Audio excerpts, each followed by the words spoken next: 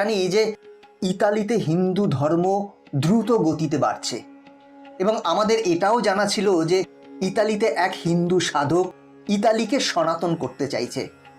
কিন্তু আপনারা জানলে অবাক হবেন যে ইতালিতে তৈরি হয়েছে একটি সম্পূর্ণ হিন্দু গ্রাম, যেখানে একমাত্র হিন্দু ছাড়া আর কোনো ধর্মের মানুষ বসবাস করে না। প্রথমে আমাদেরও এই বিষয়ে বিশ্বাস হয়নি যে ইতালির মতো খ্রিস্টান দেশে এত বড় হিন্দু গ্রাম বানানো কিভাবে সম্ভব হয়েছে, যেটাতে ইতালির সরকারের পুরো সমর্থন আছে। ফলে অনেকটাই সহজ হয়েছে ইতালির এই এলাকায় জমি কিনে একটি হিন্দু গ্রাম বানাতে। কিন্তু অনেক লোক এটাও বলছেন যে ইতালির প্রধানমন্ত্রী জর্জিয়া মেলোনি ইতালির হিন্দুদের সাপোর্ট করছে না। কিন্তু বন্ধুরা, আপনারা এটা জানলে অবাক হবেন যে এই হিন্দু গ্রামের লোকেরা আগে ইতালিয়ান খ্রিস্টান ছিল, যারা এখন সনাতন ধর্ম গ্রহণ করেছেন। ইতালির প্রধানমন্ত্রী জর্জিয়া মেলোনি খ্রিস্টানদের পর যতটা হিন্দুদের সমর্থন করেন, এই রকম সমর্থন অন্য কোনো ধর্মকে করেন না।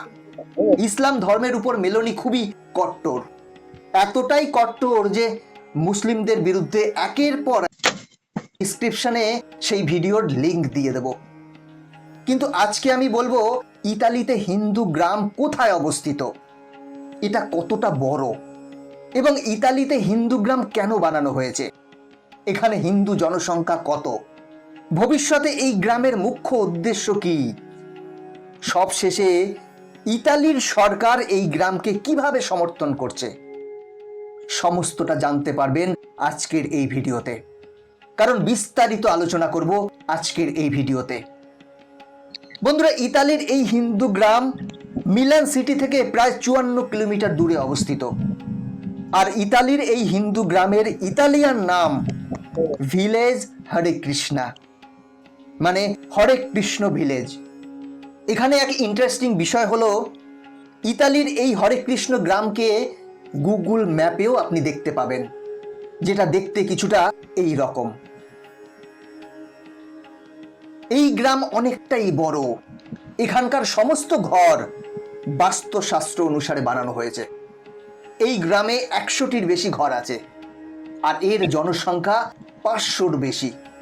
কিন্তু যখন কোনো হিন্দু উৎসব হয়, তখন এখানকার গ্রামের কাছে থাকা ইতালিয়ান হিন্দুরাও হরে কৃষ্ণ ভিলেজে চলে আসে। আর এই সময় এই গ্রামের জনসংখ্যা 1000-এ পৌঁছে যায়। এছাড়াও এখানে শ্রী শ্রী রাধা কৃষ্ণের একটি বড় মন্দিরও আছে, যেখানে ভগবান শ্রীকৃষ্ণ ও শ্রী রাধা রানীর মূর্তির সাথে সাথে ভগবান জগন্নাথ, বলরাম ও সুভদ্রার মূর্তিও স্থাপিত করা হয়েছে। এই গ্রামে থাকা ইতালিয়ান হিন্দুদের দ্বারা প্রত্যেক দিন আরতি এবং পুজো করা হয় আর প্রসাদও বিতরণ করা হয়। আর এই গ্রামে প্রতি রবিবার 300-রও বেশি ইতালিয়ান ট্যুরিস্ট হিন্দু কালচারকে দেখতে আসেন, যাদের প্রত্যেককে ভগবান জগন্নাথের স্পেশাল প্রসাদ খেতে দেওয়া হয় আর হরে কৃষ্ণ হরে রাম জপ করার প্রেরণা দেওয়া হয় এবং এই মন্ত্রের ফল বোঝানো হয়। সাথে সাথে ট্যুরিস্টদের ভগবত গীতা উপহার হিসেবেও দেওয়া হয় জীবনে শান্তি প্রাপ্তির জন্য। কিন্তু বন্ধুরা, যে সমস্ত ইতালিয়ান মিলান সিটি থেকে হরে কৃষ্ণ গ্রামে আসতে পারে না, তাদের সনাতনের শিক্ষা দেওয়ার জন্য হরে কৃষ্ণ গ্রাম থেকেই সাধুরা মিলান সিটিতে যায়। আর এই গ্রামের একটি বিশেষত্ব হলো, যেমন সনাতনের প্রাচীন গ্রন্থের সংগ্রহের জন্য নালন্দা ইউনিভার্সিটি বানানো হয়েছিল, যাতে আয়ুর্বেদ থেকে শুরু করে ভূগোল, বিজ্ঞান সব প্রাচীন গ্রন্থ বিদ্যমান ছিল।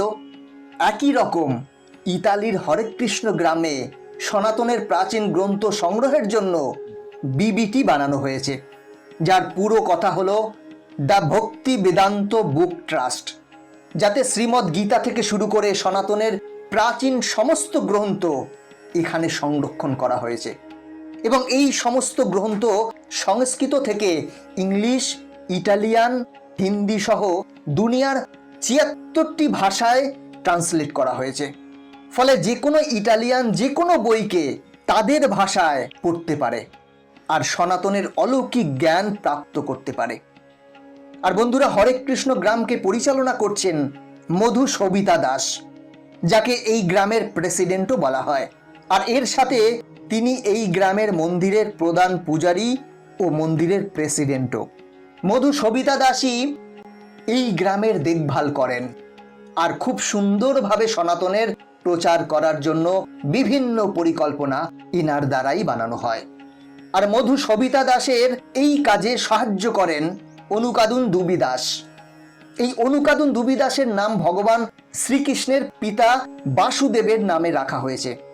কিন্তু বন্ধুরা, অনুকাদুন দুবি দাসের প্রধান কাজ হলো হরে কৃষ্ণ গ্রামের প্রতিবেশী গ্রামে গিয়ে গীতা ও সনাতন ধর্মের বিভিন্ন বই ইটালিয়ান মানুষদের কাছে বিলি করা এবং একে পড়ার জন্য উৎসাহিত করা। আর এই কাজকে তিনি খুব ভালোভাবেই করছেন। এবার প্রশ্ন হলো, ইতালিতে এই গ্রাম কে এবং কেন বানিয়েছিল?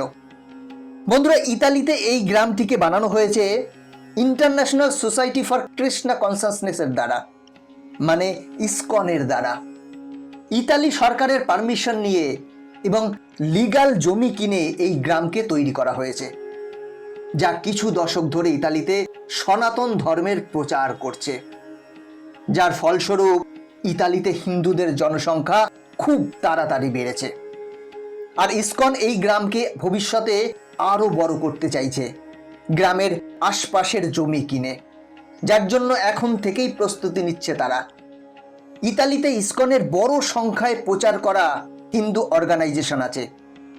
কিন্তু বন্ধুরা, শুধু এটাই নয়, ইসকনকে ইতালিতে ভালোভাবে চালনা করার জন্য ইতালিয়ান সরকারের এত সমর্থন আছে যার আন্দাজ আপনি ইটা থেকেই করতে পারবেন।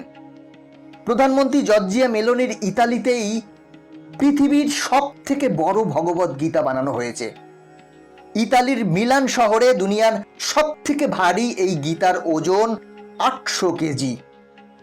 সংস্কৃত ভাষায় এই গীতার মোট 670টি পেজ আছে এবং একে বানানোর জন্য 2.5 বছর সময় লেগেছে।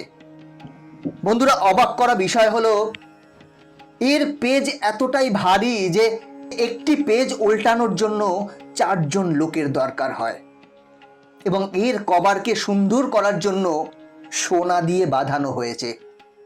এবারে নিশ্চয়ই বুঝতে পারছেন ইতালিতে হিন্দু ধর্মের প্রসার কতটা। বন্ধুরা, আজকের ভিডিও এখানেই শেষ করছি। ভিডিওটা কেমন লাগলো কমেন্ট করে জানাবেন। এই চ্যানেলে নতুন হলে চ্যানেলটি সাবস্ক্রাইব করে বেল আইকনটি প্রেস